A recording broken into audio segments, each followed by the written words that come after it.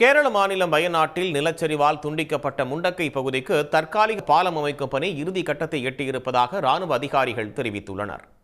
நாட்டையே உலுக்கியுள்ள வயநாடு நிலச்சரிவு சம்பவத்தில் முண்டக்கை, சூரல்மலை, மேப்பாடி உள்ளிட்ட பகுதிகள் அடையாளம் தெரியாமல் உருக்குலைந்து போனது.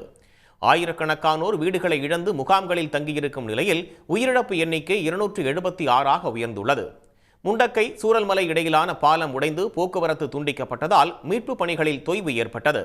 இதனால் இரு பகுதிகளையும் இணைக்கும் வகையில் தற்காலிக பாலம் அமைக்கும் பணியில் ராணுவத்தினர் ஈடுபட்டு வருகின்றனர். இந்நிலையில் தற்காலிக பாலம் அமைக்கும் பணி இறுதி கட்டத்தை எட்டியிருப்பதாக ராணுவ அதிகாரிகள் தெரிவித்துள்ளனர்.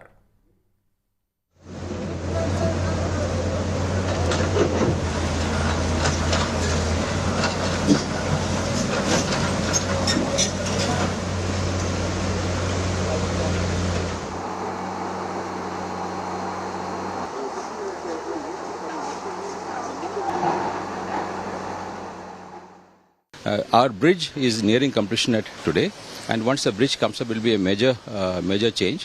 We will be able to induct all equipment into the site, and once the equipment goes into the site, then we will be able to dig for people. வயநாட்டில் 3வது நாளாக மீட்பு பணிகள் தொடர்ந்து நடைபெற்று வருகின்றன. நிலத்தின் மேற்பரப்பில் மீட்பு பணிகள் முடிந்தாலும் மண்ணில் புதையுண்ட வீடுகளில் எவரேனும் சிக்கியுள்ளார்களா என்பதை கண்டறிய வேண்டும் என ராணுவ அதிகாரிகள் தெரிவித்துள்ளனர்.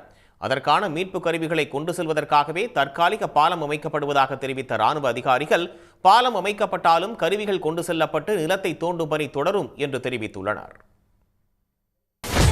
சன் நியூஸ் வாட்ஸ்அப் சேனலை ஃபாலோ செய்யுங்கள். QR கோடை ஸ்கேன் செய்து சன் நியூஸோடு இணைந்திருங்கள்.